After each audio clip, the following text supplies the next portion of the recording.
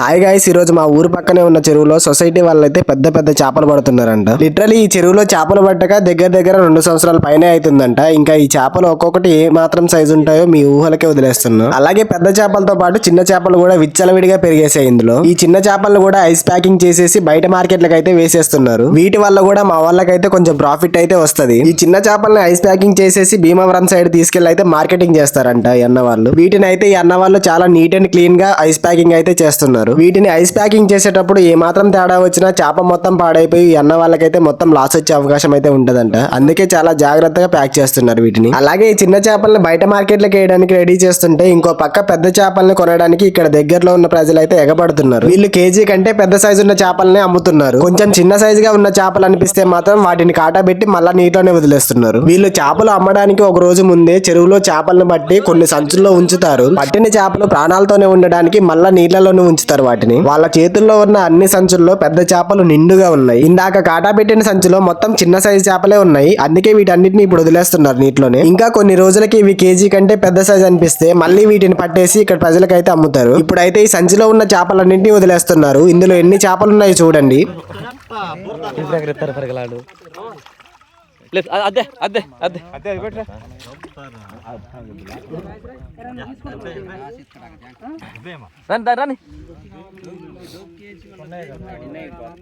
వీటిని వదిలేసిన వెంటనే ఇంకొక సంచిని కూడా బయటికి తీశారు. ఇందులో మొత్తం పెద్ద సైజు చేపలే ఉన్నాయి. షార్ట్ వీడియో లెంత్ ఎక్కువ అయిపోతుంది కాబట్టి ఇందులో ఎంత పెద్ద చేపలు వచ్చాయో చూడాలంటే మన ఛానల్ నేమ్ కింద డైరెక్ట్ లింక్ ఇచ్చాను. అక్కడ క్లిక్ చేసి మన ఫుల్ వీడియో చూడండి ఎంత పెద్ద చేపలు పడ్డాయో వీళ్ళకి.